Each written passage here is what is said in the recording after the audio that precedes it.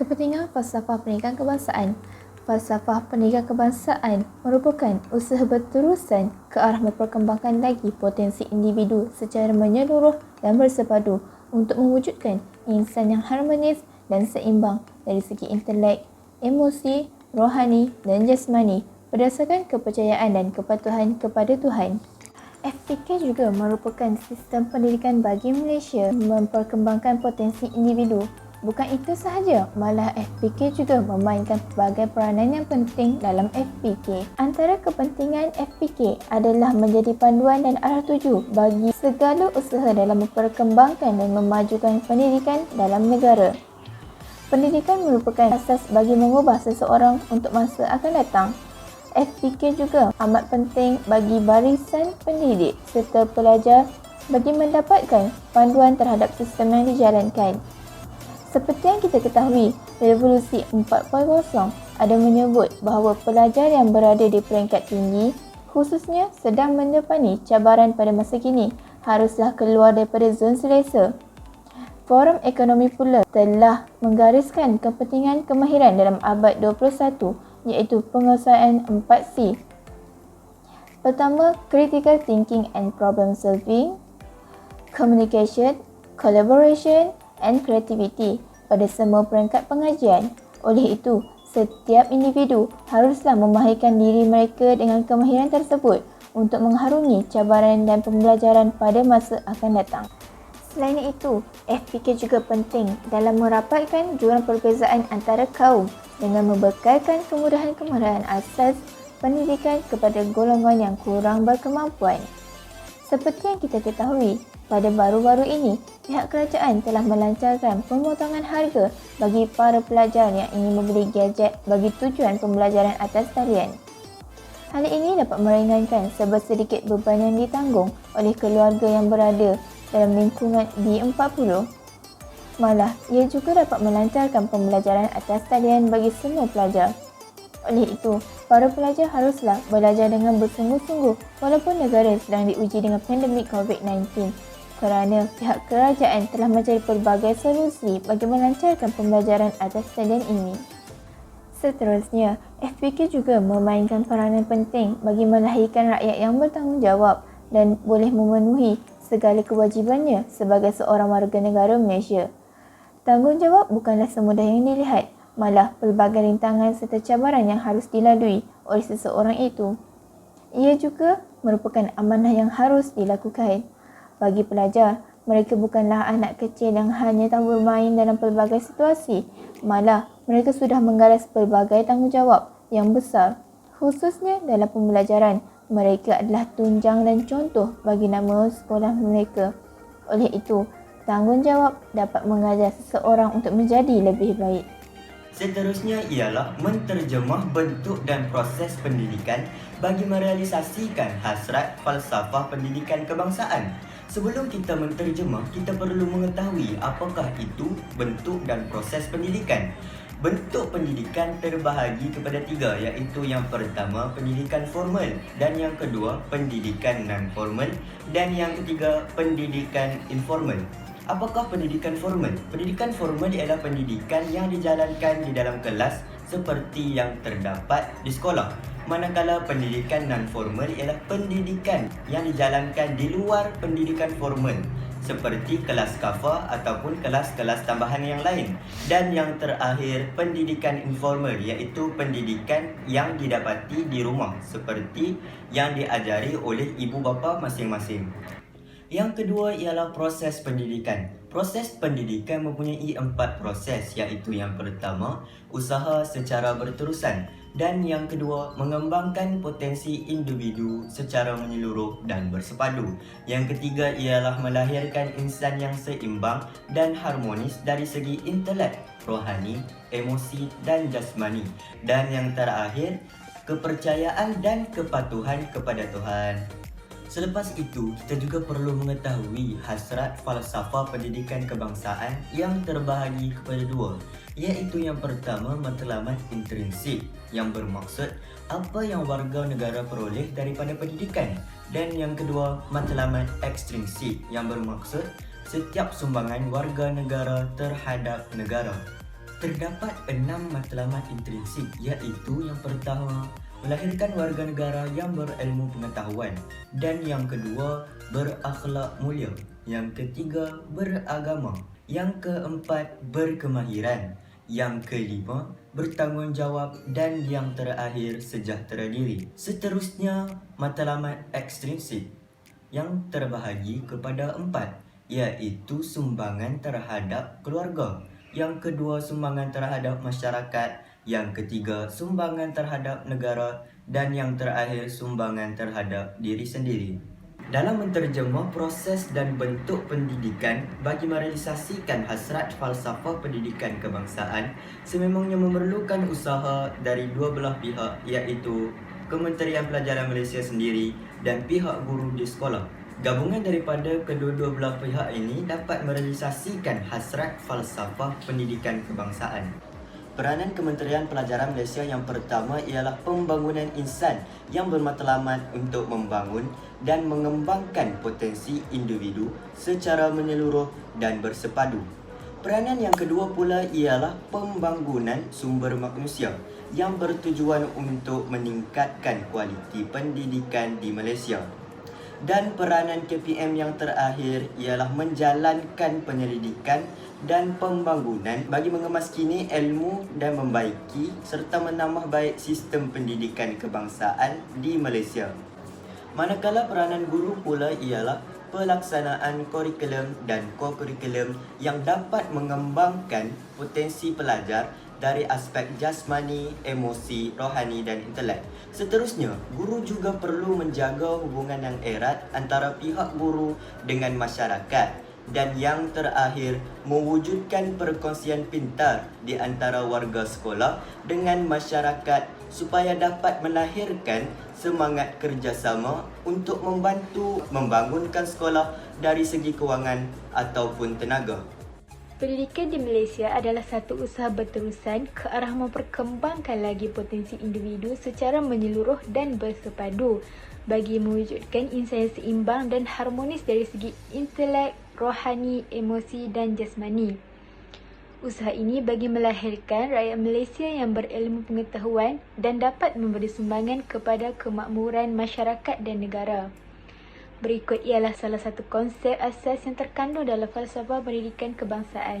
Bercakap mengenai ke arah menjayakan keberhasilan pendidikan yang dimaktubkan dalam falsafah pendidikan kebangsaan, mestilah sekolah merupakan institusi utama untuk melahirkan insan sejajar dengan kehendak falsafah pendidikan kebangsaan.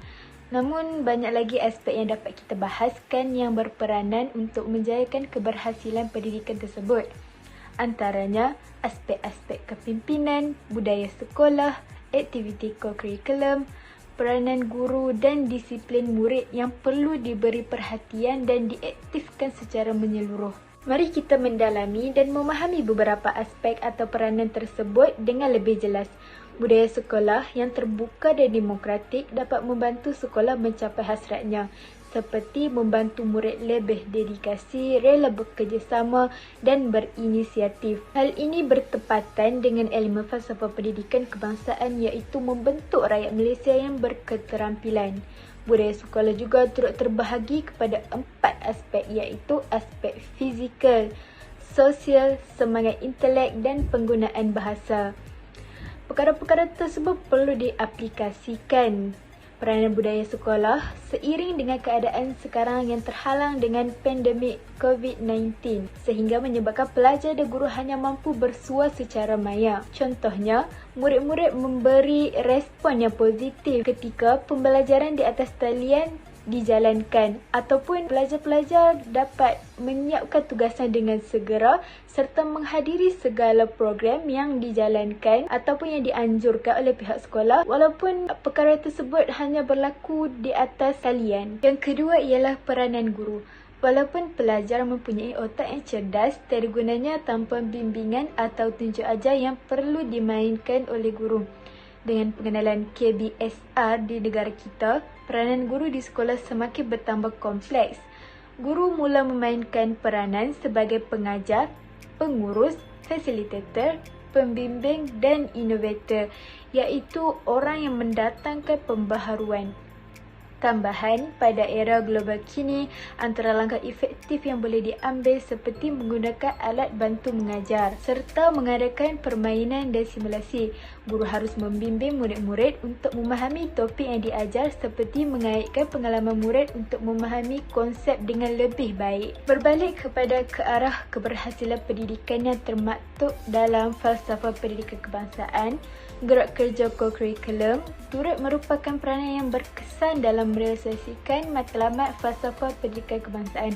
Gerak kerja co-curriculum yang dilaksanakan di sekolah diharapkan akan menyemai sifat-sifat kepimpinan, kerjasama, tolong-menolong dan sedia berkhidmat dalam kalangan murid-murid. Aktiviti co-curriculum juga perlu dirancang supaya semua murid mempunyai perseimbangan di antara perkembangan mental dan perkembangan sosial. Melalui kegiatan co-curriculum, murid dapat mengembangkan bakat dan minat. Terdapat beberapa matlamat gerak kerja co-curriculum yang amat sejajar dengan elemen falsafah pendidikan kebangsaan. Antaranya, bertujuan untuk menyuburkan sasial yang seimbang dalam kalangan murid. Seterusnya dapat memajukan kemahiran dan bakat serta meningkatkan sifat kepimpinan dalam diri murid. Assalamualaikum dan salam sejahtera. Impak peranan guru ke arah mencapai matlamat pendidikan Malaysia. Umum mengetahui bahawa peranan guru merupakan perkara yang sangat memainkan obligasi yang dominan dalam pembinaan karakter, kemenjadian dan kejayaan murid pada alaf ini. Perkara ini tidak disangkal lagi dengan adanya aspirasi guru Malaysia yang mana sangat terkenal sehingga membawa nama Malaysia ke persada dunia. Dalam mencapai matlamat pendidikan yang berteraskan kepada melahirkan individu yang berilmu pengetahuan, berakhlak mulia, bertanggungjawab, berbakti dan mampu memberikan sumbangannya kepada diri, masyarakat, agama dan negara serta memiliki sasiah yang seimbang dan sepadu. Matlamat pendidikan yang luhur haruslah disematkan dan dipraktikkan dalam diri supaya dapat melahirkan rakyat Malaysia yang sempurna dari segi lahiriah dan zahiriah serta jasmani, rohani dan emosi. Guru haruslah bersikap profesional dalam membuat setiap tindakan bagi menjadi penggerak utama dalam mencapai matlamat pendidikan Malaysia. Antara impaknya ialah meningkatkan kecemerlangan budaya fikir dan membina intelektual kelas pertama dalam diri setiap individu. Hal ini dikatakan demikian kerana sistem pendidikan alah baru yang menjerumuskan setiap muridnya supaya berfikiran aras tinggi yang mana adanya penerapan sistem soalan kemahiran berfikir aras tinggi iaitu KEBAT. Kemahiran KEBAT ini biasanya lahir daripada kaedah pembelajaran yang unik dan merangsang minda setiap murid. Guru merupakan insan yang sangat signifikan dan ejen penggerak kepada setiap murid untuk memahami dan menjadi pemudah cara untuk para pelajar dalam memahami pembelajaran. Interaksi berkesan antara kedua belah pihak iaitu guru dan murid amat membantu dalam pembelajaran. Kini telah lihat implikasinya dengan jelas apabila pelajar Malaysia telah memenangi pingat di pertandingan Olimpiad Matematik Antarabangsa Dunia WIMO yang berlangsung di Tokyo, Jepun serta dinobatkan sebagai juara pertandingan tersebut. Hal ini sangat jelas membuktikan impak peranan guru dalam membina wawasan dan keunggulan sistem pendidikan sangat vital dalam merealisasikan anjakan pelan pembangunan pendidikan yang mana menjelang 2025. Selain itu, kesan ketara ialah pembaikan taraf sistem pendidikan Malaysia yang setanding dengan negara maju yang lain. Sistem pendidikan yang mana telah dirancang dan digubal dengan baik oleh Kementerian Pelajaran Malaysia pastinya telah diteliti dengan betul sesuai dengan pembangunan pendidikan dunia dalam mencerahkan ilmu pengetahuan dan pendidikan pada anak bangsa mereka. Dengan adanya sistem kurikulum baharu, sekolah seperti kurikulum standard sekolah rendah KSSR yang bermula pada tahun 2011 dan kurikulum standard sekolah menengah iaitu KSSM yang bermula pada tahun 2017. Kurikulum baharu yang telah digubal mengikut standard global ini mampu melahirkan lagi individu yang lebih seimbang dan harmonis dari segi intelek, rohani, emosi dan jasmani. Seterusnya, penggunaan disiplin ilmu dalam penyusunan sistem pendidikan sejak dulu lagi membuktikan bahawa Malaysia memang sangat komited dalam pembinaan sistem pendidikan yang berkualiti untuk rakyat Malaysia bagi meningkatkan lagi sosioekonomi masyarakat dan dapat memastikan pendidikan untuk semua rakyat Malaysia. Bertitik tolak daripada itu, antara impak peranan guru ialah menjadikan murid lebih berkeyakinan dan berkaliber untuk menampilkan diri dan membuat suatu keputusan. Kemenjadian murid dapat dibentuk bukan sahaja di kelas, malahan semasa melakukan aktiviti juga. Galakan guru merupakan pencetus utama bagi murid supaya lebih berani dan berkeyakinan. Merujuk kepada hal tersebut, guru boleh mencungkil bakat dan membina jati diri murid melalui di dalam kelas dan di bilik darjah dengan adanya kaedah pembelajaran ala baru yang mana seperti galeri walk, pembentangan oleh murid dan pembuatan video pembelajaran yang unik. Aktiviti ini juga sedikit sebanyak dapat membantu murid mencari kelebihan diri masing-masing. Guru akan memastikan setiap aktiviti yang dilakukan di kelas memenuhi segala objektif pembelajaran yang dirancang. Cara pembelajaran yang berinovatif ala baharu akan menjadikan murid lebih tertarik kepada pengajaran dan menjadikan murid mudah memahami. Oleh hal demikian, guru perlulah mencari dan mendalami cara pengajaran yang tepat kena dengan zaman dan situasi murid. Guru yang dekat dan akrab dengan murid serta memahami keperluan murid akan menjadikan setiap murid itu lebih berani berdepan dengan guru dan berkeyakinan dengan cara yang sopan dan beradab, selaras dengan tujuan falsafah pendidikan kebangsaan Malaysia yang mana melahirkan rakyat Malaysia yang berilmu pengetahuan, berketerampilan, berakhlak mulia, bertanggungjawab dan berkeupayaan mencapai kesejahteraan diri.